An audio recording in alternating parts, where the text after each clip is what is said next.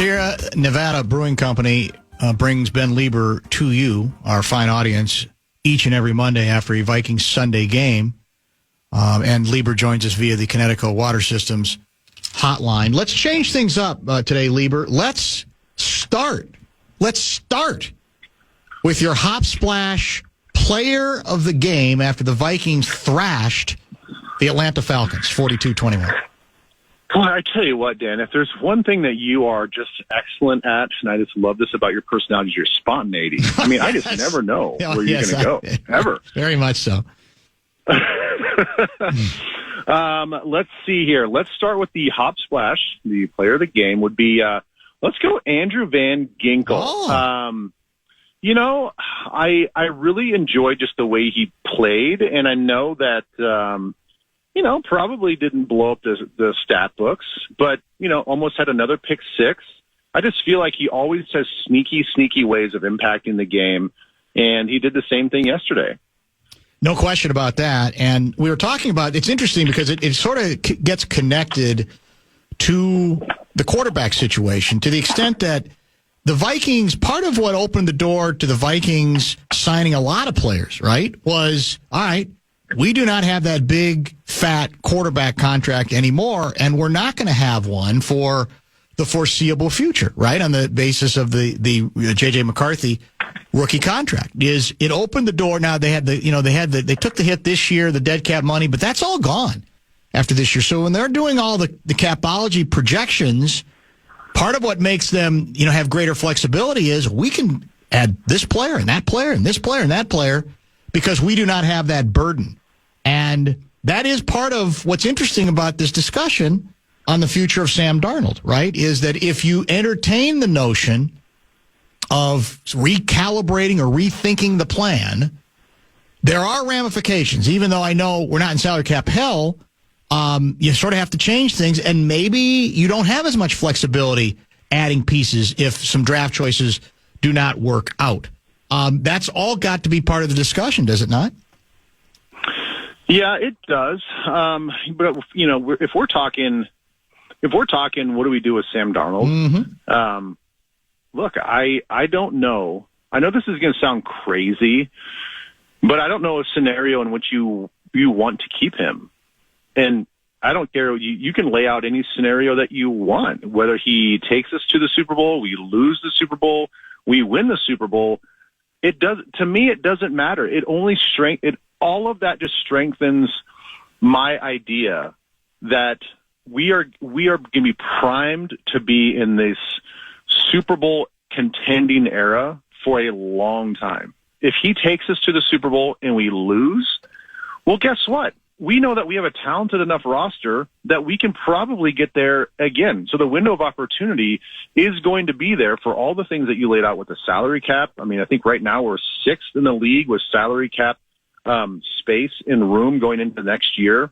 We'll have a rookie that we think is ultra talented. It was neck and neck, it sounds like, in the competition with him in the preseason. So you've got a 22-year-old quarterback on a rookie salary with a very talented roster that you can bolster even more with the sixth most spending space.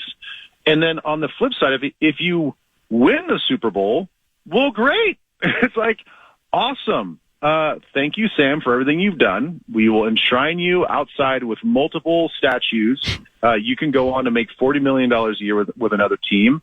And now there's no pressure on JJ or anybody else to win a championship that's never been done in this franchise history. So I actually don't see a scenario at all in which you want to keep him and pay him a gigantic contract and take away your ability to sign free agents. What if you can convince him that he decides, look, I don't want to play anyplace else. So if they'll come to me with a deal that's not going to be as good as what it might end up being in the open market, and there's a lot of ifs here because there's still, my whole point is you don't have to make any of these decisions yet. Let's see how the last month goes. Let's see how the postseason goes. And these things have a tendency to take care of themselves. But in my world, and I think in Guardsy's world, if taking care of itself means that he continues to play really well and this team, I don't know, what is the right threshold? Let's say they get to the bowl, Or let's say they get to the conference title round and he's not the reason they lose at all.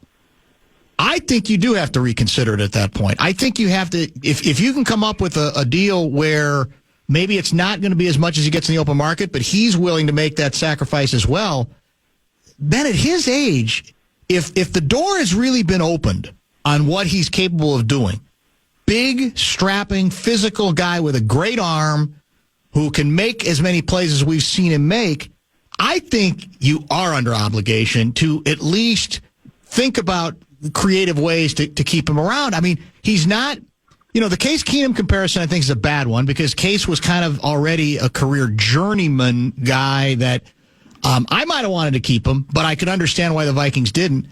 To me, if you're the head coach of this team and you feel like you've opened the door on what he's capable of doing. The guy was the third pick taken in a draft, and he ain't ancient.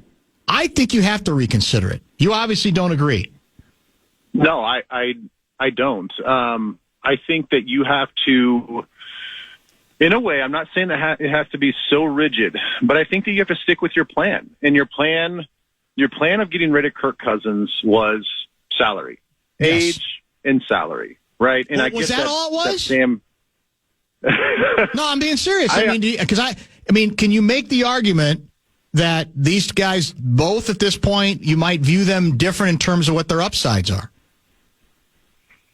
Well, I just have the feeling that they really wanted at that spot. I think they were tired and they felt a little exhausted by this gigantic salary cap number to one position. I think they just want financial flexibility to spend in any way that it presents itself for every offseason. Yep. So, why would you want to go back down that road with the quarterback? Now, I get he's not going to command maybe as much as Kirk did. No, but again, you are flirting with that checkbook and that account, and you're like, oh man, now we're going to start redlining again, and it better work out. Like, why do we have to put all of our eggs in one basket? Why don't we build up a really strong roster that if everything fails, if Sam fails in year 2 or year 3, and let's say J.J. McCarthy fails, you still have the backbone and the foundation of a really solid football team like a San Francisco 49ers that goes out and they get a 7th-round draft pick that actually ends up hitting and being right. And if you want to put all this faith in the fact that, and we rightfully should because we've seen it now with our own eyes, that KOC can develop a lot of good quarterbacks into great quarterbacks. I don't know, man. I think you have the recipe and you have the people around you foundationally to build something from the ground up. Well, the fact that I'm even playing this role in this discussion is shocking in of itself because I was bored with the signing of Darnold in the first place. It did nothing for me. I yawned. It's okay, we're happy for you. It's just for now, and he's not done anything, and he's not going to do anything. And I'm not ready to anoint him, MVP yet. I'm not ready to say lifetime contract because, again, the story of this season is yet to be told, and it will play out. I just think that, man, I think you're allowed as a team to. Well, how about franchising? I was told you're even against the concept of franchising him. Is that true? Yeah, I'm against that in this situation. Look, man, I think the handshake agreement was done, last offseason. He knew what the Vikings' intentions were. He knew the whole time. They're like, look, I'm a potential bridge quarterback, and potential meaning that he didn't know if he was going to beat out McCarthy or whoever they drafted. He knew he was just a one-stop guy that was hopefully going to get better under the tutelage of KOC and the system and Wes Phillips and all this other stuff. To go out there and he goes out and proves it in a 1-year deal, and you want to handcuff him now and use him as a financial pawn. He's a big boy. He knows how the game's played. I just don't think it feels dirty to me, and I don't feel like the Vikings organization would do him dirty like that. Like, thank him for everything he's done. Let the little birdie go out there and make a bunch of money because he's earned it. Do you think you saw Atlanta, you watched both teams yesterday, you saw Cousins struggle again, a couple of, I thought, pretty bad interceptions. He had some other nice moments, but certainly not enough of them at all. They had really good yardage in the first half, but sort of like Arizona didn't really do much with it. I get the way the game's played.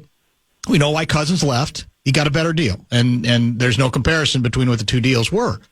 But do you think after the fact, if they're being honest with themselves or even people they know best, if there's any part of Cousins that says, yeah, I did what I guess I had to do, but I don't know, man. I mean, I was having a really good year again last year before I got hurt. I had a head coach who seemed to be able to extract the best out of me. That he's sitting there in his heart of hearts and saying, what the hell am I doing in Atlanta, Georgia? Well, it's interesting because, my answer is going to come off like I'm a Kirk apologist. But when I watched the film getting ready for this game, I was actually kind of shocked that I thought that his weapons on the outside and all of his receiving core, because they have a lot of big names, yes. A lot of names that I think are splashy. I don't think that they're great route runners. They don't look like they're on the same page with Kirk. We know that Kirk demands perfection, and we know that he demands absolutely knowing where you're supposed to be, and maybe that's a little bit to his fault. But I don't see a receiving core and weapons that complement him right now. I don't see an offensive system that complements him. I mean, even look at yesterday's game. You couldn't have designed the game any better from a flow standpoint. They were killing us in the run game. That outside stretch that they had working, whether it was the cutback in the first half or keeping it front side in the second half, it was working. I mean, for a play-action quarterback and for every quarterback to find some actual balance in the run pass and for the run to be that successful, you couldn't have designed it any better. They were executing perfectly. What I didn't like is a lot of their play actions were not even off the same action. It's like you didn't use the same run action for your play action. And so that doesn't help them out either. So I don't know. I think that their play caller is not doing him any favors, even outside of last game. I mean, even, they've had him in pistol, a little bit last game. They certainly had at the start of the season. They have him standing like a statue in the backfield. He's not athletic, but he's mobile, and I think he's best used when you can mix in some actual called boot plays, some sprint outs, some things that cut the field off a little bit to make the reads a little easier, just to throw off the rush. They didn't do a lot of that, and they certainly didn't do a lot of that the last few games. Let's get to a Vikings talking point. There was much discussion late about an MVP chant related to Sam Darnold after his 5-touchdown pass performance. Let's listen. I think what they're reacting to, up on the Jumbotron, they just put up like the league leaders of stats, and the receiving leaders was Jordan Addison, Justin Jefferson, and now they got Sam Darnold swinging a towel, and he's getting a standing ovation. It's like he's giving a curtain call. Yeah, this is heady stuff for Sam Darnold, the guy that Kevin O'Connell said last week is this goofy-looking redhead that we bring in. You try to instill part of the magic, I think, when you're talking about the way he handles quarterbacks is this philosophy of instilling team-wide belief in the guy. And that's not pulling him up in front of the room and saying, hey, boys, trust this guy. That's doing it subtly with the way they empower him, the way they call the game, but it's also the way they encourage him and the way that they point out the good things that he does. There is no question at this point. This team is fully bought in, and based on that reaction from the stadium, they love Sam Darnold too. That was a lot of emotion for me. So I was just excited, man. I feel like I couldn't just sit there, and just kind of, stoic and, just straight-faced. I feel like I had to show a little bit of emotion for the fans and, gave them what they wanted. So that was a special moment for me. Fox TV call, and then you heard from the goofy redhead himself, Sam Darnold. Is Sam Darnold, in your mind, a legitimate MVP candidate? Oh my God! I thought you were going to ask me, do I think he's a goofy redhead? I'm glad you didn't. Yeah. I think it's legitimate. I don't know how he can't be. You put his numbers against anybody else, and you take away the name, you take away the number, and you'd say, yeah, that guy right there, yeah, he deserves to be in the conversation. And a lot of it has to do with, and I get it, and we talk about even with all the Heisman stuff in college, be on a good team. You got to be on a successful team. You got to be on a splashy team that's making headlines. We're 11-2, and we're a couple plays away from being the Lions and being 12-1. So I do think that he needs to be in the conversation. He deserves it. He's earned it. People can't get over the fact that it's Sam Darnold that they're talking about for MVP. But this is the thing that drives me crazy. It's always driven me crazy about the Pro Bowl voting when I was a player. It was a popularity contest. Yeah. A lot of guys they just looked at the name when they voted, and they just would check that box without even thinking about the impact the other players were having in the course of the season. So the psychology of it is fascinating. But if you take all that stuff away and you strip it away, he absolutely deserves to be in the conversation. I'm not saying he's going to win it, but he's earned it and he deserves it. How has he, relatively speaking, the last several weeks at least, eliminated interception? Is that just, is some of that just luck? Is some of it a lot more discretion on his part? Because obviously that was the one concern, and that's been the concern through much of his career, is giving the ball up, and lately he has not given up the ball at all. I don't know. It seems like he's just playing at a slightly faster processing speed. I don't know if that's true or not from his standpoint, but when you watch him play, the way that he moves his eyes, the way that he looks at his first read, the second read, the third read, like everything is very decisive. Like he's already playing a step faster, and that's probably just being more comfortable each and every week with the game plan, being more comfortable with throwing to Jordan Addison and knowing that he doesn't have to force the ball to Justin Jefferson all the time, that he really does have two really dynamic weapons on the outside. And he's got guys that he can check the ball down to, Josh Oliver's of the world, and even the running backs out of the backfield. So I think he now, instead of just preaching it all the time, he now understands that I don't have to force the football. I can just go through my quick progressions, take what the defense is going to give me, and know and be confident that these guys are going to run after the catch. And so that's kind of what I see. I don't exactly obviously know what he's changed as far as his approach. What do you see? When the word broke that the Vikings were going to sign him, I don't know what your thoughts were at that point. You can refresh my memory. Maybe we even talked about it at the time. But did you have an inkling of this mobility piece? I'm not saying he's one of the great running quarterbacks of all time, but we saw again yesterday. It's not like he never gets sacked, but he does get out of trouble nicely. And we saw that again a couple of key times yesterday, including the long pass to Jefferson, that he keeps the old, as the cliche goes, keeps the play alive and keeps his head up and keeps looking for receivers as well. Did you know that this was a part of his game before he got here? No, I didn't. I knew that he could run around. We watched some highlights and certainly watched him play when he was, coming up in the league. And a lot of times you saw him running for his life, when he wasn't getting the pass protection that he was probably expecting. So I knew that he could run, but I didn't know that he could do it with, I think, such control. It's one thing to run away from the boogeyman. It's another thing to run away and do it all still within the system of the play and keep your eyes down the field. And so, it's a surprise to me. All I really knew about him was, on the positive side, he had a really strong arm and he was known for his accuracy in college. And that was about it. The negatives were he's got a tendency to be a little bit like Jameis Winston, that he could just have some kind of like, what are you doing type of throws and throwing the ball to the other team. And it was like, he can be great for a while and then he's going to give the ball away at some like crucial time. And, he did that a little bit. He did. But not much, and certainly not much in the last 5 games. So tell me about the Atlanta secondary here. Obviously, the Vikings wide receivers had, a fantasy football kind of a day. Darnold did as well.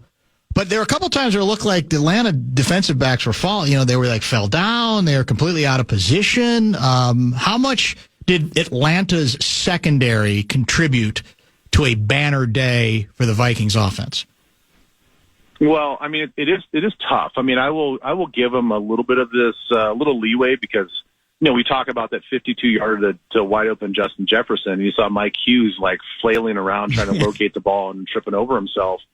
those extended plays, I get it. I mean, you see it time and time again if you're watching the Kansas City Chiefs and even last night, and you're watching Patrick Mahomes run around. You're like, how is Travis Kelce, of all people, wide open, right, 2 yards past the first down marker?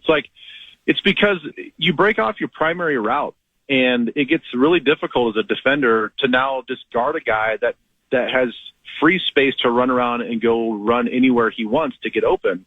All the while where you have a quarterback that's going to break the line of scrimmage, and so you're put in constant conflict. There's a number of those plays. We talk about his ability to extend plays. We've had some big plays because he can extend the play, and then our guys are just getting open. But when it comes to the concepts and the scheme, I had a good feeling that we were going to have a big day throwing the ball because those guys in the secondary, they don't do much to move around pre-snap. There's not a lot of disguise. You throw a guy in motion, and if they got a guy traveling with them, well, there's some version of man coverage, and they don't really go away from that. If we go in motion and they don't adjust at all, and like, okay, what zone coverage are they going to be in? They're pretty stagnant. They didn't do much. And so when we have a good idea what defenses are going to be playing against us, a second or two before the ball snapped, good things are going to happen. And that was kind of what they did. That was their MO, and we took advantage. One of the longtime radio guys out of Chicago named Dan McNeil, he had a tweet earlier today I want to get your reaction to.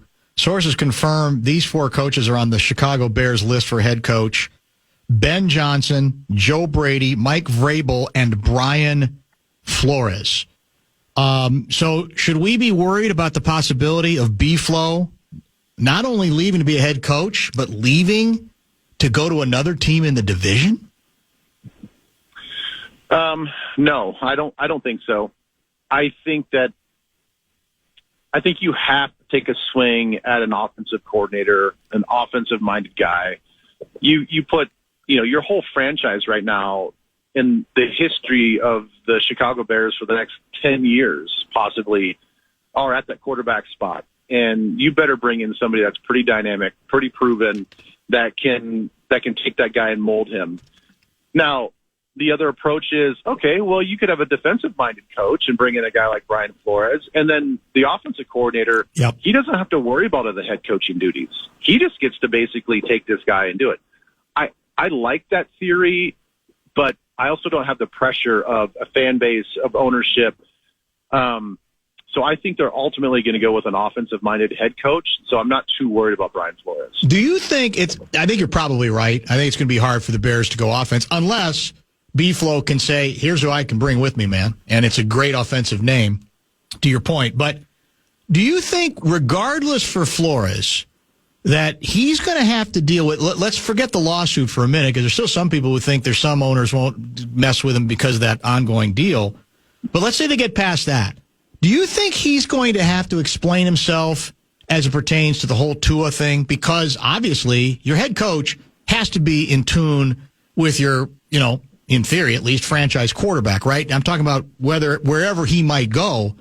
And it ended badly there, obviously, between the two of them. Now, all the players here have stood tall for B-Flow. But when you have a quarterback, and then that quarterback, I think, is playing pretty well at this point, do you think he's going to have to explain to teams, that are interested in him exactly, why that thing went south and why we don't have to worry about what your relationship's going to be like with our starting quarterback? The short answer is yes. I mean, if you're a front office and ownership that's going to bring in a potential new head coach, you ask every question underneath every single rock and boulder that there is. I mean, that's your due diligence. You have to do that. If you walk away from the process and somebody asks you, did you ask him this question? You say no. Well, then that's a little bit of malpractice on your part. Like, how do you not ask that question? How do you not want to hear it from his mouth? Even if it's going to be a reversed answer, it's going to be something that he's practiced. It's going to be something that maybe his agent has talked to him about. He's going to be coached up on what to say, but you still need to ask it. And you need to know what he's learned from the situation and how that's not going to affect him, his coaching staff, the potential quarterback, or any player on this new team. You have to ask that question. So, yeah, I think he's going to be prepared for it, and I don't think it's going to be a problem. If we end up fashioning a gaudy record of 14-3 this season, and because of the way the playoffs are set up, still have to go, let's say, for example, to Tampa Bay, play them on the road, are you worried? Or would you be worried? About Tampa Bay, a little bit. I would probably rank it Seattle being the worst spot to end up, and then Tampa being number 2. That's a good point, yeah. I agree with that.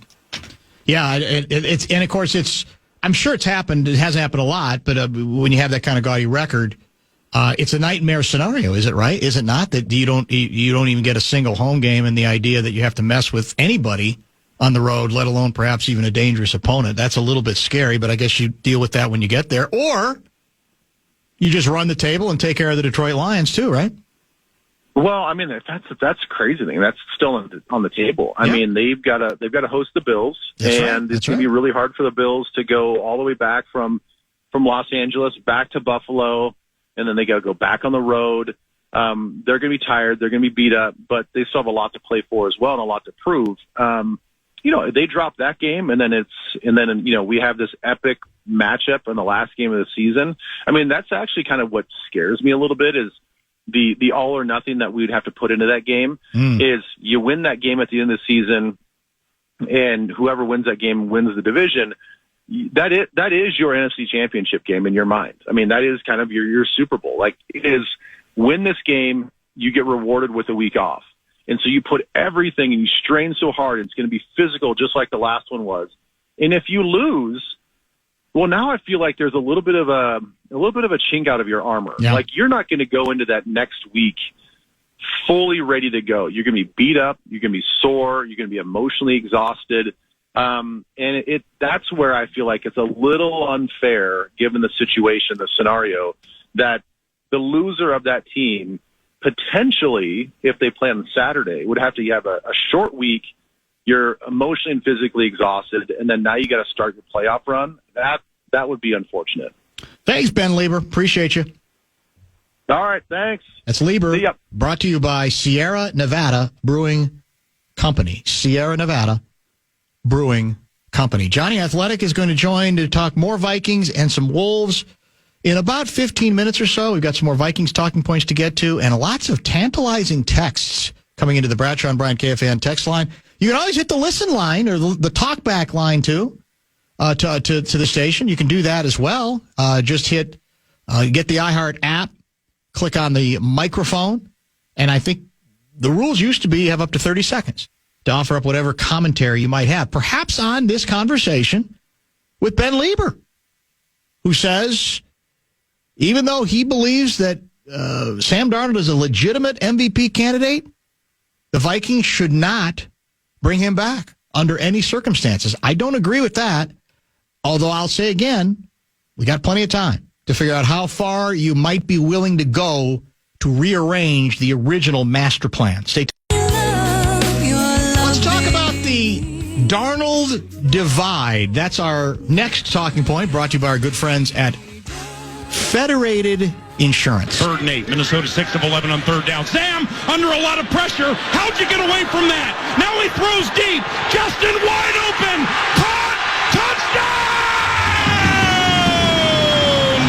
Justin Jefferson with a 48-yard reception. But Sam Darnold was Houdini for the day, and the Vikings have taken a 2013 lead. I think one of the things that they've found now with Sam Darnold, for as good as Kirk Cousins was, all the yards and all the efficiencies, it's his ability to play off script. It's his ability to avoid the rush, get out of the pocket, and allow his receivers, like you saw Jefferson do there, play second reaction. He's a really good athlete with a big arm. Great commentary on the TV crew yet again. By the way, yes, what a nice aside that the Vikings have been good enough to get the Fox second crew instead of the 5th and 6th stringers pretty much all year. Greg Olson's awesome. Greg Olson probably should still be number one. We know why Brady's Brady, and Brady I think is improving. Had a couple of good moments in the game. Which game did he have yesterday? Was it Buffalo? Yes. Thought he excelled late in that game with some commentary. But Olson is outstanding. You just tell he loves being there. And he he's absolutely put the work enjoys it. He's great. And look, and he hit on, I think, the Darnold difference, which is that one of the things that used to bug me about, quite frankly, number 8 here, number 18 in Atlanta, was can he go off script? You know, for a long time before the Kirk O'Chains thing, he's seen kind of robotic off the field and robotic on it, kind of programmed. Could make, he had a great arm, accurate, but could he, if the play broke down, what could he do? And I never thought that was particularly a strength of his. And it's something they tried to work into him more, and maybe he got a little better at it, but I don't ever think it was a great strength at all. And that's what we have seen, and we saw that again yesterday. That's what Darnold has a little bit more ability to do. Now, again, I don't want to anoint him. I don't want to, chisel his bust in Springfield, Massachusetts yet. But Evelyn, that's right. For Louis. But the trajectory he's on is outstanding. I mean, there can be no doubting about that as well. Regarding the MVP talk, I don't think he's going to win it, but should he be in the mix? Yeah, he probably should. But I would say if he's in the mix for MVP and he's a legitimate MVP candidate and sustains this, I still maintain that, unlike with what Leber believes, you have to reconsider your plan. And one of the things we didn't get to with Ben is there's a bit more unknown on JJ than we think. McCarthy. As in McCarthy, not JJ, Justin Jefferson. Again, the world has changed, medically speaking. An ACL is not the kiss of death the way it once was. But they did have to go in a second time. Wasn't it a meniscus, though? It was? JJ? Like Schefter said ACL today. For some reason, I thought it was, I'm going to look, because remember he had an option of 2 different surgeries for how long it was going to be? I guess you're right.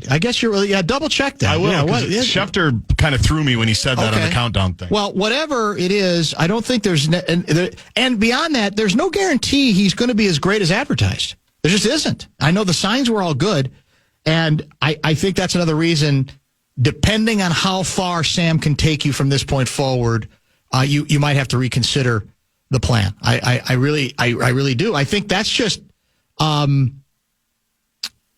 we said many times, the players themselves often force teams, sometimes their own team, to change trajectory or to change whatever they had projected that they thought was the most logical thing or the most rational thing or even the most prudent thing to do from a salary cap standpoint.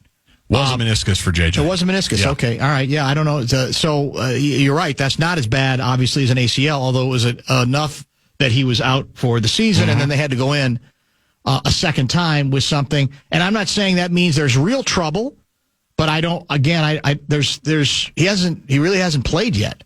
A lot of people are comparing this to do you remember Randall Cunningham? I think he's talking about the breakout season Cunningham had in '98. And then when Brad Johnson got hurt, I think it's a fundamentally flawed analogy. Yeah. Randall Cunningham was at the end of his career. Yes. And previously was a pretty big star. And it was a huge star, but he was out of football. He was basically out of football, if I'm not mistaken. He was. And so the idea that you're going to get another or 2 or 3 more years of Randall Cunningham at that age after that history, to me, is very different given Sam Darnold's age and the trajectory, right? Again, ultimately, the coaches have to decide because they know best. And no matter what KOC says publicly, if privately he's going, man, we got even more out of him than I thought we had. If he believes it's unlikely he could get the same out of him again, then that probably does make it easier. Because you're going to go with the quarterback whisperer at this point. If you're Kwesi, you're going to go with his recommendation. That's the X factor. Maybe that's true. But I don't think the Cunningham analogy works. I don't think the Keenum analogy really works. They're not either, perfect. In either case. Now, again, you can romanticize, and sometimes you can get too lost in the moment. And the job is to make more rational decisions than that. But sometimes a body of work, I think, it becomes so overwhelming that you go, we got to rethink all this, boys. And I don't even believe, Ben thinks it would be unfair to the player to franchise him. Because that wasn't the circumstance wasn't the quote unquote agreement when you got him. As I said to Ben, he's a big boy, man. Things not change. show friends. It isn't, and that wouldn't concern me. Now, I guess if your conscience bothers you, you franchise him and then you trade him. But at this point, I want to have among my options that I find a creative way to try to keep him if this season continues to go well, and even if they do something in the postseason. If the Vikings lose in the first round of the playoffs and he lays an egg, it becomes easy. I really think it does, even though that will not take away from the fact he's had a hell of a season. But it might make it easier to say, okay, we're going to walk. We're not going to rearrange everything regarding the master blueprint. I don't know if a playoff loss would bother me as much as it does for you could guys. Make that argument too, depending on how he plays. Yeah, right. Yes, but even if he doesn't play well, it's the first time he's in that situation. It's a different level up for him. It's a different kind of pressure. And now, again, does that mean that I just blindly go in and say, well, we're going to blow up the whole plan? Right. No, but I don't know if it would necessarily negate what's been an outstanding regular season. I think I'd be putting too much on one game. You might be right. You could even make that argument that that's the more rational way to not overdo it. But if you're on the precipice, you're trying to figure this thing out, and his performance in that game reminds you of some of the things that are the bad habits that you thought you kind of broke. Maybe you say, hey, look, this is fun while it lasted. We got a young guy we really like, and we're going to go another direction, and so we're not going to rearrange all these other plans. To each their own, because that's the great thing about America. But some of the texts we get here sometimes, to the Bradshaw and Bryant KFAN text line, amaze me. Olsen was terrible. He kept missing plays when they broke for commercial. What do you mean? How did the Vikings go from 10-07 to 10-7? We never knew. 10-7 to 14? What's he talking about? It's going to be if you play the penalty talking point. We kicked the field goal to go up 10-7. Right. Then they went to break. When they came back, the Vikings had the ball again. Okay. And they did, I think, announce that there was a penalty, a holding penalty. Well, that's not on him. No, I don't know is that the same texter, though? Yeah. It is? Yeah. Yeah. So I think they did explain it, but I missed it in rewatching it. I had to rewind it to go, how did we get the ball back? The way you go about analyzing the good and the bad of the analyst, not the play-by-play guy, but the analyst, is how well he analyzes what's going on out there.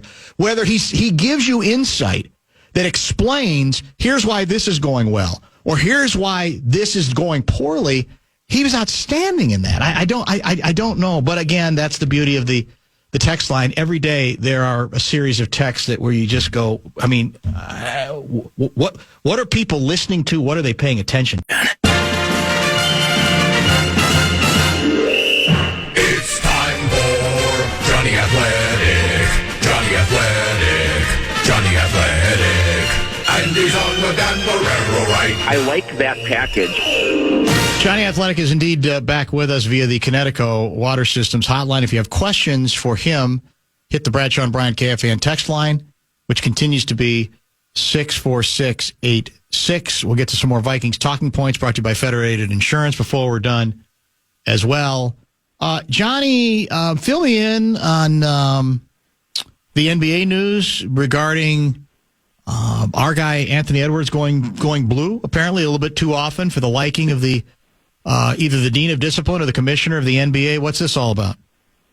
Yeah, so there was never anything officially announced, any fine officially announced. So I don't know if it's just the league has not gotten around to announcing it yet or not. But it basically went into the locker room in Golden State last night after the Wolves lose to the Warriors, and Ant informs us that he's not talking today because he's been fined for cursing in his interviews.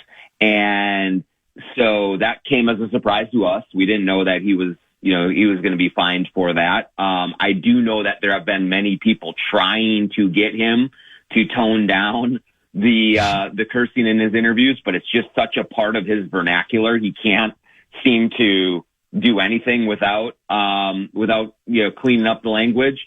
But now this obviously opens him up, because if he declines to do interviews, he can be subject to a fine for that as well. So I'm trying to get to the bottom of it, exactly if he has been fined and how much. But I'm going to believe Ant that he got a letter from the league that says clean up your language, or else you're going to, be parting with some of your hard-earned dollars here.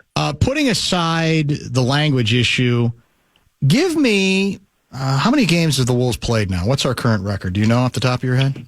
23 games, so they're 12-11 right now. So 12-11, so 23 games. So, that's a quarter, right? I could even do that math, I think. Give me an overall evaluation of Anthony Edwards on the court.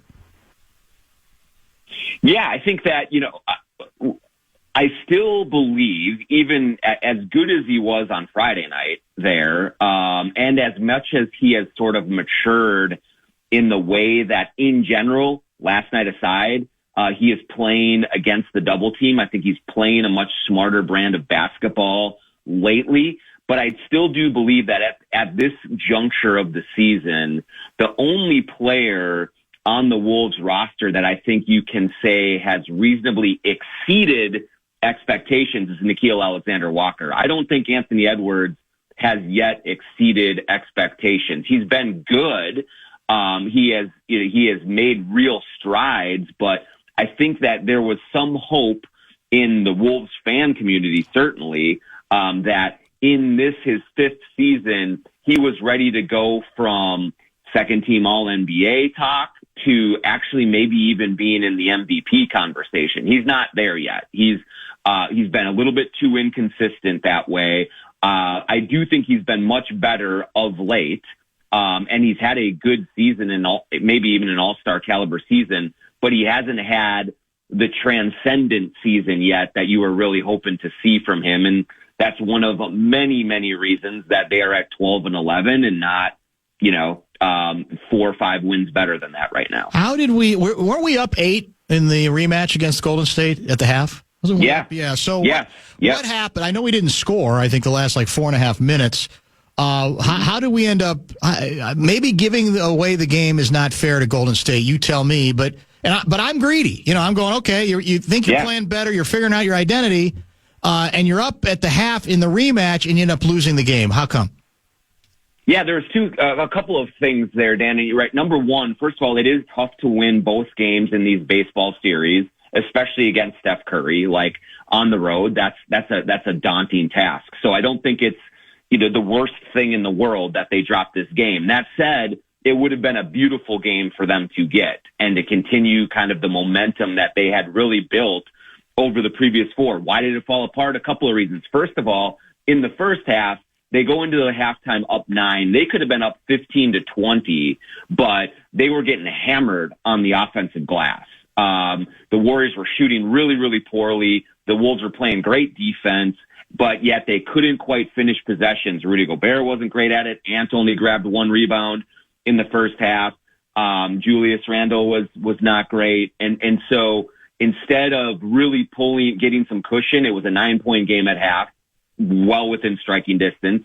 Then to start the third quarter, the Warriors really made a real concerted effort and adjustment to play much faster, both after makes and misses, get the ball up the court, score in transition, and the Wolves just looked like they were stuck in mud. They were not focused. They were not getting back, especially on the made baskets, which was really kind of lazy and concerning, and that really got the Warriors going offensively. The Warriors scored 44 points in the third quarter and really just kind of built up some real positive momentum going that way. That said, again, finally, the Wolves were only down 3 going into the fourth.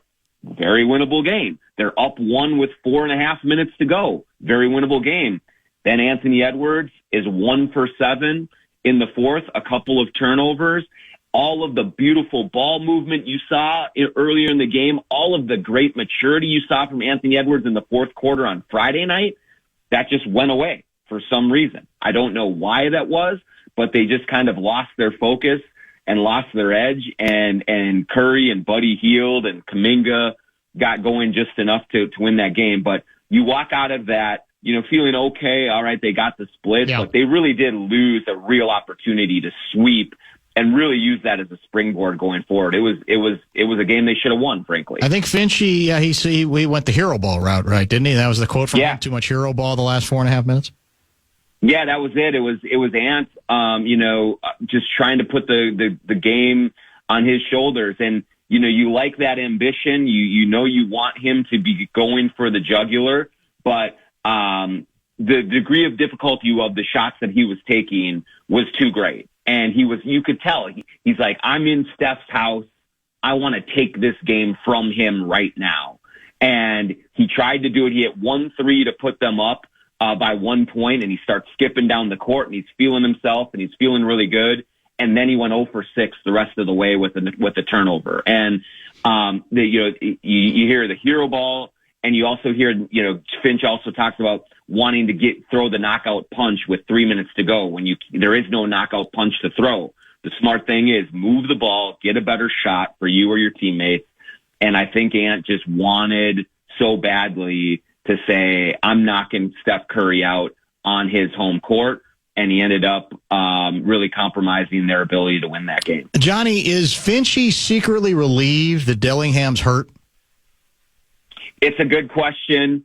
I think that what is clear so far in this season is that he does not trust Rob Dillingham yet. And I think that he as a coach needs to be better about giving Rob Dillingham some leash to go out there and make mistakes and play through things and learn and get going. Because one thing that has been abundantly clear, and it was clear last night, Finchy finished with Nickeil Alexander-Walker in the fourth quarter because Nickeil played great. He scored 10 points in the quarter, was really playing well. And so he rode Nickeil down the stretch rather than Mike Conley, even as Ant was kind of going haywire with some of his hero ball shots. And Mike Conley is so important, having a point guard on the floor to get organized, get the right shots, kind of make the right plays when things are breaking down. And they need another point guard to do that and to run offense. And that other point guard is Rob Dillingham.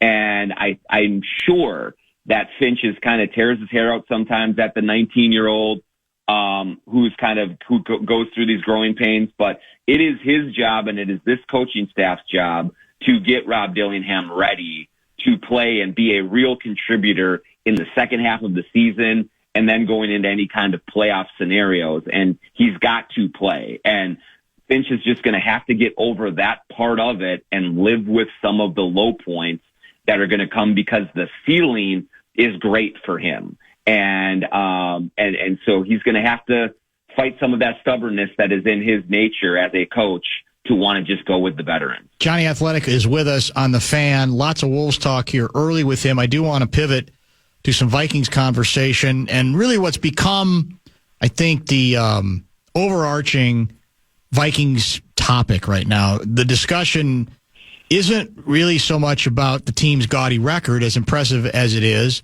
It's about whether enough has changed that the Vikings at least must consider redoing the plan, that perhaps, especially if Sam Darnold continues to play at a high level, that they might be obligated to reconsider the master plan, which was 1 year, we love you, we'll help, rejuvenate you, and then you go on someplace else, and we hand the ball to J.J. McCarthy. Where are you on that issue? I'm still going to be in the wait and see mode, Dan. Sam Darnold has been tremendous this year, and certainly over the last 3 or 4 games, as the games are getting more important, they're into December now. He is playing lights out football, and it is great to see. It's unbelievable to watch. It's been a tremendous story.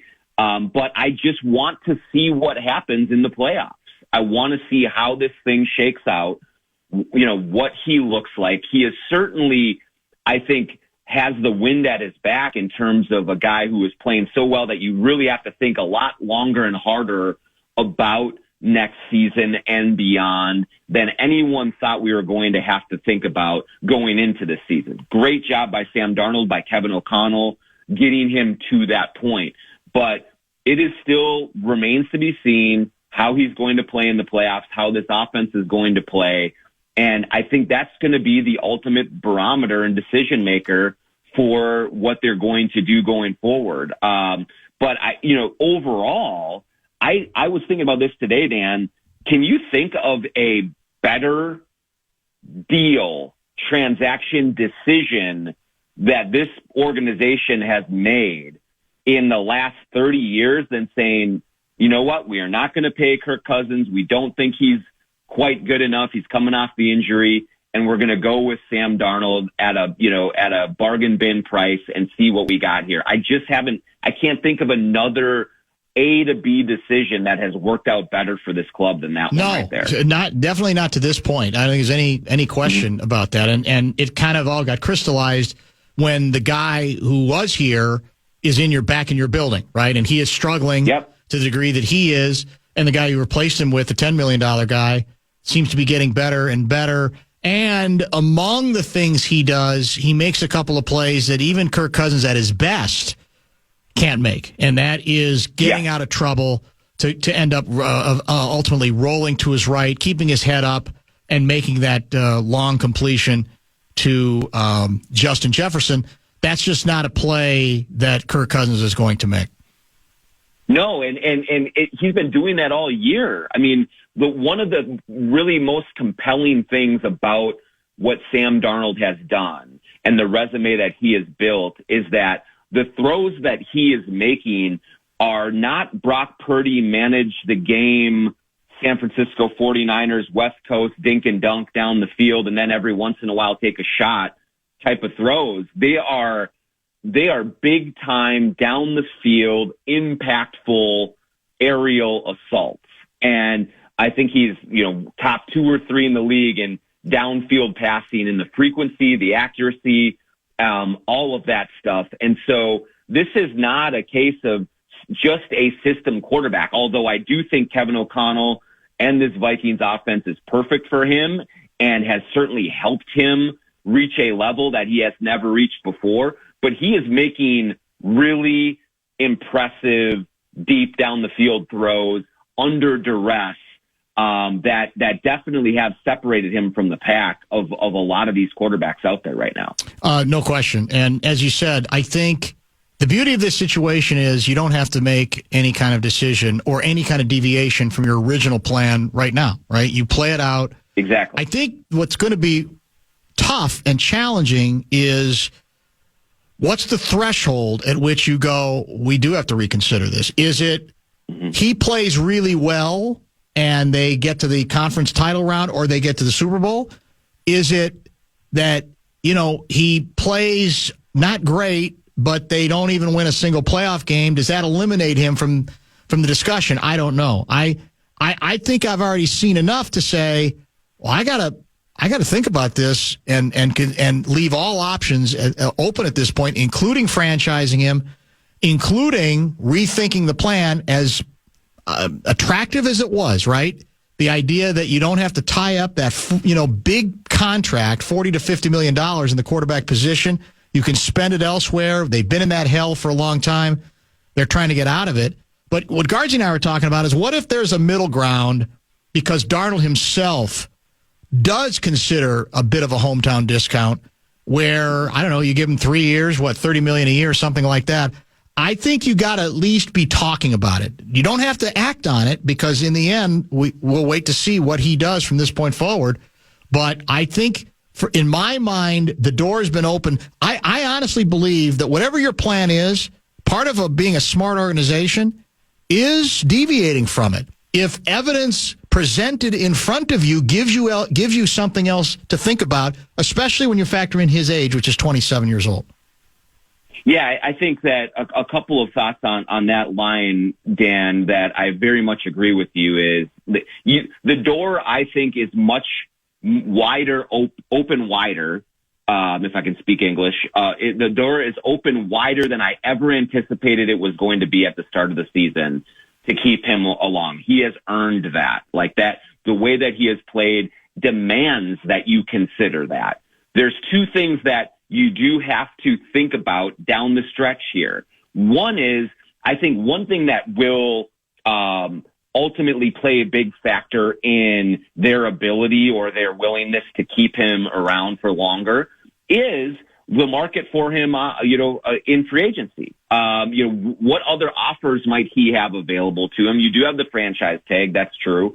But looking at that part of things and how will that dictate some of the offers, I think you hit it on the head as well, Dan, in terms of, I think that as this season has gone along, Sam Darnold is giving out more and more signs that he really likes it here and wants to be in this system. Last week, he had the post-game interview with Pam Oliver where he said this is where he wants to be. That was, I think, as emphatic as I've heard him say that to this point. He's waving the towel on the sidelines yesterday, and you can see he's taken to the support that he is given. He was a very high draft pick. He's made a ton of money in his career already. I don't think that maximizing his dollars is going to be the move that he makes, considering everything he's been through in his career. I do think that there may be a middle ground to reach here, and that, it's not going to be a case of he's going to say, I need to get every last dollar I can, because he's been in bad situations before. He knows what that looks like. He's made a bunch of money. He has a great situation here. I think that will influence things a little bit. But also, let's just really lay it out as well finally here. He's beaten the Jaguars, Titans, Bears, Cardinals are okay. Falcons are falling apart. Now we got the Bears, the Seahawks, the Packers, and the Lions. Now is where I think the rubber is going to start meeting the road here. I think that you're going to see much more of a definitive type of body of work over these last 4 games, and then going into the playoffs, that the decision is going to become clear, I really believe, one way or the other. Either he's going to keep really playing well and doing some really impressive things, both at the end of the season and then in the playoffs, and then you're going to figure out a way to keep him, or you're going to face stiffer competition. It's not going to go as well. It's going to look a little bit murkier, and you're going to say, you know what? We like this kid. We're going to preserve our cap space to go address the defense, beef up the offensive line, whatever else you want to do, and make that decision. You just don't have to make it right now. You ready for some a scorched earth question? This comes from texter John from Minneapolis, and he's bringing us back to finish up today with a Timberwolves conversation. Dan and John, he writes, the cat for Julius Randle trade looks like a disaster to me. Julius looks like D'Angelo Russell 2.0. Does Julius have any trade value? And if so, what can we get for him? So first of all, what we have to go back to in talking about the trade itself was that this was as much about what's it going to do for them over the next 4 to 5 years around Anthony Edwards than it was about immediately helping the team right now. That said, I do think that if you're in the Timberwolves organization, which absolutely believed that getting Randall and DiVincenzo gave the Timberwolves a chance to be better than they were last year. So far, that has not been the case. I do think Julius Randle has been overall a little disappointing. He is in the last year of his deal, potentially. He has a player option.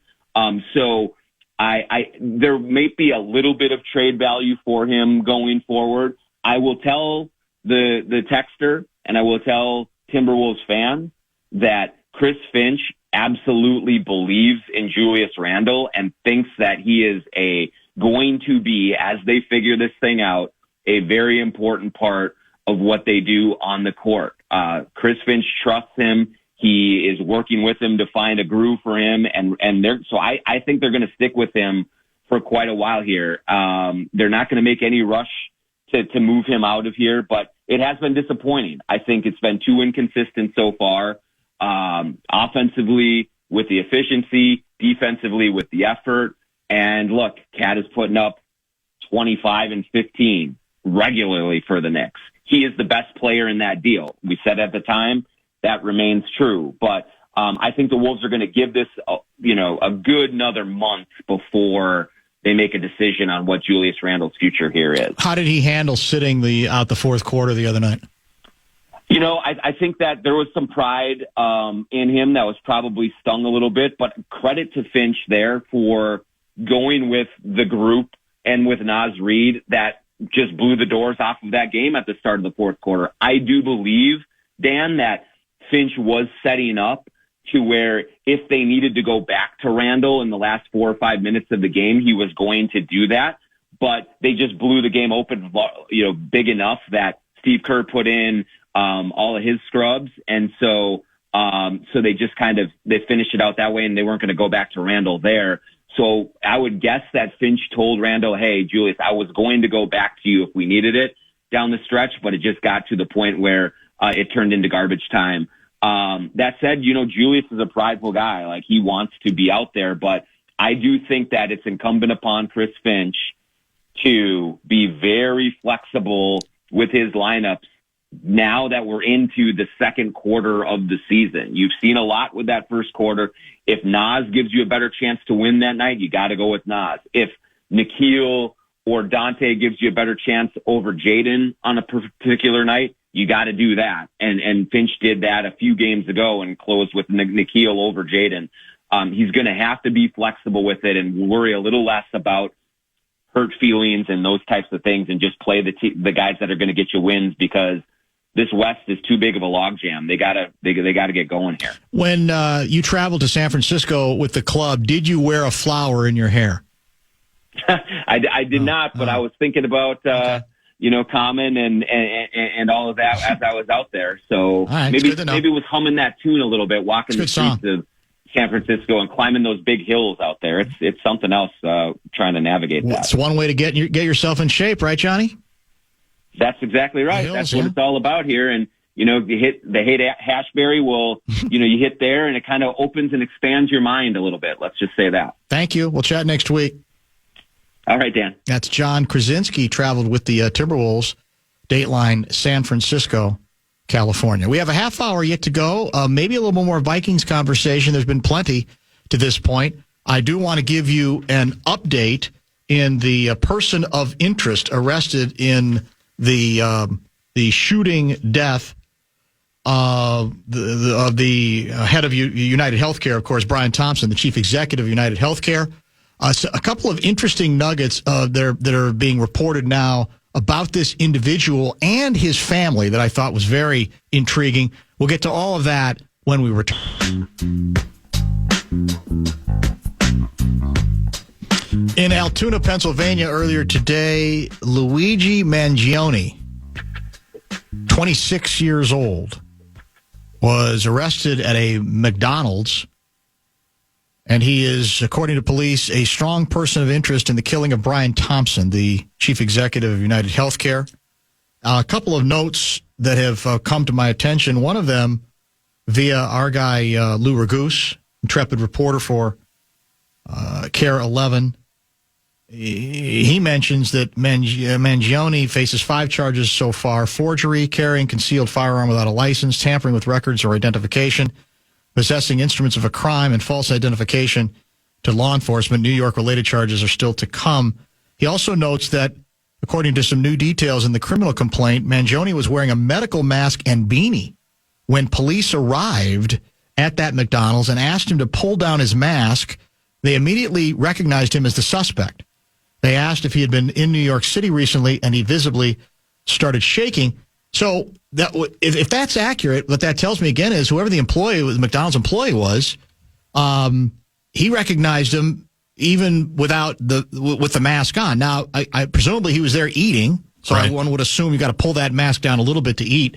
But as we said, the fact that it's a person who doesn't know him, who's the first person to identify him in a way that might help law enforcement authorities, even though his picture's been out forever, is remarkable. And the police again today said or claimed they did not have his name right until today either, which is also astonishing given the number of photos that were out available to the public, presumably including people who would know him or who might even identify him. Now, a newspaper, the Baltimore Banner, has a lengthy piece already out with some fascinating details about the family. Nick Mangione Sr. had a ready retort when people questioned how he had purchased a high-profile local country club in the 1970s. They asked me what family I belonged to. I told them I belonged to the Mangione family. The Mangione family of Baltimore County. That's what he told the Baltimore Sun in 1995. He's described in this piece as the patriarch of a sprawling Italian-American family. He died in 2008. A self-made multi-millionaire real estate developer who owned country clubs, nursing homes, and radio stations while supporting an array of civic causes. His descendants, he and his wife Mary had 10 children, went on to be successful in their own right, excelling in athletics at Loyola University, taking over the family businesses, while a grandchild is a state delegate. One of his 37 grandchildren is now a person of interest in the shocking killing of United Healthcare CEO Brian Thompson. Luigi Mangione, a 26-year-old whose father led Mangione Family Enterprises, was himself off to a prominent start, valedictorian of the 2016 class at the Gilman School, a graduate of the University of Pennsylvania, and an early career data engineer. Thompson's killer, you'll recall, allegedly wrote "deny, defend, and depose" on bullet casings. And when Mangione was detained, the New York PD said in a press briefing that he had a handwritten manifesto denouncing healthcare companies. Yet, the Mangiones, the family, have a long history of supporting local healthcare companies in Baltimore. For decades, the family has been a cornerstone supporter of the Greater Baltimore Medical Center, contributing more than $1 million to the hospital. And starting in 1983, every one of the family's grandchildren, including Luigi Mangione, was born at that medical center, a tradition so ingrained that, as one family member noted in a hospital blog post, it becomes subconscious. Delivering at GBMC is not even a thought. They go on to write in this Baltimore Banner piece that in recognition of their enduring support, the hospital's high-risk obstetrics unit bears the Mangione name. Beyond GBMC, the Family Foundation has extended its philanthropy to institutions including the Kennedy Krieger Institute, St. Jude Children's Research Hospital, and the University of Maryland St. Thomas Medical Center. The gifts are a product of the family patriarch's success. As I mentioned, he began building and owning nursing homes, office buildings, and hospitals, including Hartford County's Falston General Hospital, which apparently has since closed. Bought a country club now known as the Turf Valley Resort in 1978.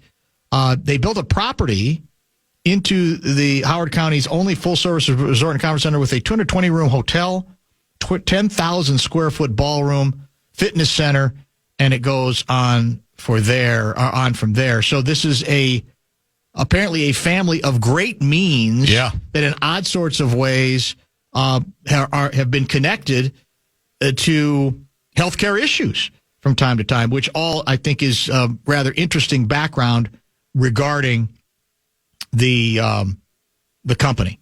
Yeah, that school that you mentioned where he was valedictorian, from what I read today, it's an all-boys school, about $40K a year to attend.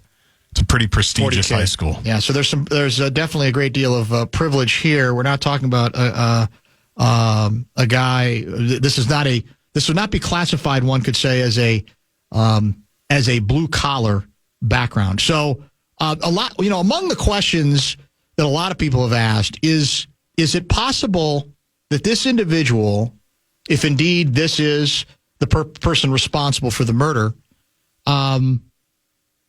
is going to want to be public about whatever he thinks his grievances are on the basis of, the way the bullets were labeled.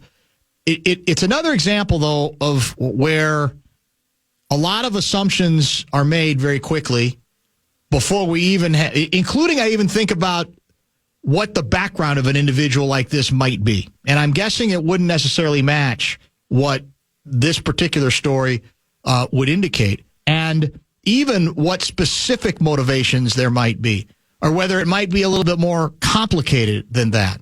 And often the truth is more complicated and more nuanced, but that often doesn't interest people as well. So, but my question is, as I said, one of the analysts today was saying, well, what if he decides he doesn't even want a lawyer? And what if he decides, I'm going to go as public as I can to make whatever statement that he thinks he wants to make? I don't know. It'll be one of the interesting questions answered going forward. There didn't seem to be any indication that he was trying to leave the country. He did have his passport with him, but he's sitting at, like I said, I don't know, getting a Big Mac at McDonald's in Altoona, Pennsylvania, when he gets spotted. And I still don't think we know what how exactly he got out, how he escaped the greater I thought I read New York somewhere area. it might have been a Greyhound, just like he took a bus from Atlanta, potentially. Gotcha. There was that. And he spent some time in Hawaii, too? Didn't I read that somewhere? According to the press conference, whoever was speaking did mention that his last known residence was Honolulu. I see. A couple people are texting that the McDonald's employee didn't actually ID him, that he reported to the authorities that he was acting suspicious. Now, how he was acting suspicious, I don't know. So when he phoned, he did not necessarily recognize him. There may be other versions of this story. This is another thing that will hopefully get fleshed out at some point. But so then, is it a really alert law enforcement person, or is there another piece of this thing that we don't know yet? Hopefully those are among the questions that will be answered as we move forward. Altoona, not the most on the beaten path place. That's true too. I've had to drive through it a time or two getting to State College. Yes. And it's just like a county highway, basically, or a state highway going through the mountains, and you can exit here for Altoona. I mean, it's like going through Toma, on your way to Madison. Right, it's exactly. just like this random town that has a strip of restaurants and a few hotels, and that's it. It's crazy. Hopefully overnight and into tomorrow we'll get a little bit more information. We'll come back with a wrap-up of the program. A couple of things you might have missed from earlier in the show. Some very good guests, that included Mike Tice checked in today.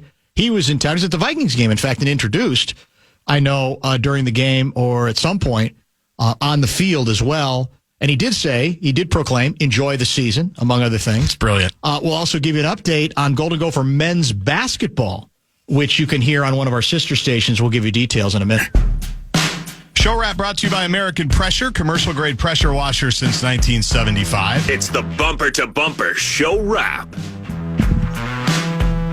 If you're into a little bit of Golden Gopher basketball on our sister station, News Talk 1130 a.m., they've just hit halftime, but the second half will be available on 11:30 a.m. Golden Gopher men are in Bloomington, Indiana. Football school. Taking on the Hoosiers. I believe, did I read 44-31 Yes. Indiana at the half? I believe it was 22-22 with about 10 minutes left. The Gophers didn't score for about 7 minutes. And Indiana's got the double-digit lead That's now. it. The Gopher defense against Michigan State was horrendous. It had been a strength of the club, albeit against not very good teams. They didn't guard at all in the home game at Williams Arena. And, giving up 44 points in the first half is probably not a good sign. They've been guarding well in this game either. But it's there for you on our sister station. Vikings Rewind is going to follow us tonight. And then... It's the matchup of the century on Monday Night Football. I guess they couldn't flex out of this or something. Or they just assumed that with the Dallas Cowboys, doesn't matter if they're not any good. They're still going to get big numbers because that's often the case. Cowboys are hosting the Bengals on Monday Night Football here on the Fan. That'll be after Vikings Rewind. You might want to rewind bumper to bumper today. I would. Because we had, in addition to Cam Bynum early, we also had some time with Mike Tice, who was in town. He was at the Vikings game yesterday. We got caught up with him. Interesting thoughts on Darnold.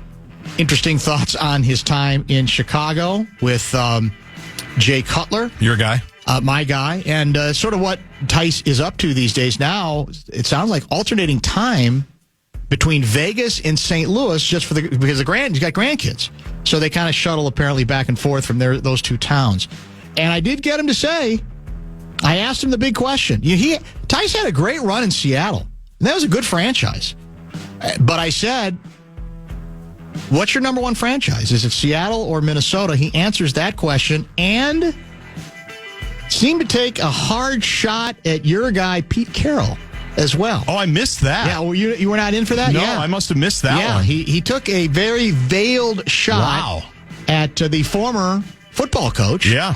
At... a very successful coach with the Seattle Seahawks, right? So that's podcastable. He joined us at about 3:35 or so. He admonished me for my clock management issues. Yeah, that was bad. Yeah. I did like how he said that he felt more welcome at the game yesterday than he did while he was the head coach by ownership, right? People associated with the team. Vikings do the legend stuff right. They treat the alumni very well. He always brings up before you can that he got fired here. He always likes to say fired here, which he was, but he still keeps coming back.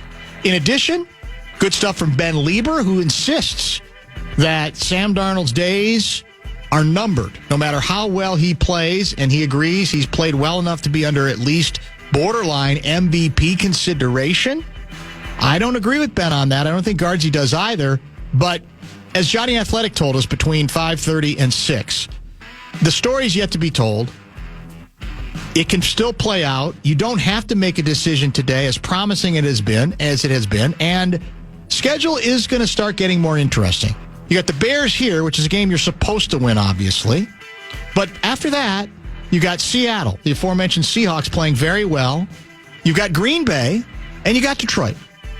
So if you're getting anywhere near the same production and winning from Darnold, then I absolutely think you got something to think about that might be different from the original blueprint, which called for full speed ahead on J.J. McCarthy taking over this team in 2025. And it's something I never thought I'd be saying. I would have mocked and ridiculed other people for saying it. And again, the beauty of it is you don't have to make any of these changes in your mind. You don't have to change your mind. You don't have to make any of these decisions right now. Just sort of let nature take its course. But if it does, I think you have to acknowledge it at some point. You do. I know. And I think it's crazy we're even talking about it, but that's how well he's played. You know who's going to be good talking about this very same issue? Rich Gannon. He's going to join us tomorrow. He is scheduled for, what did I say, 4:30? You did? Yeah, 4:30. Seifert will be in studio at 3:30. So a lot of good football conversation early between Seifert and Gannon, and, of course, plenty of good hockey commentary with our guy Luigi, talking not just Wild hockey, but also Golden Gopher hockey as well. He swept Michigan over the weekend. That's it. Wild lost to the Kings, I think, on Saturday Very night. uncharacteristic. Well, we've lost to him a couple times. I think it was a schedule loss. Could it be described as a schedule loss? They played 2 games in L.A. back to back. That could be it. That might be the deal. By the way, your Golden Gopher football team going to Charlotte. Just as you in your wildest dreams, that's where you wanted to go, wasn't it? I never thought I'd get to Charlotte, but I'm going with the mayonnaise and everything. We'll talk to you tomorrow at 3. Thank you for your kindness. Thank you for your vision, for your spirituality, for healing me. Mostly, though, Dan, thank you for my life.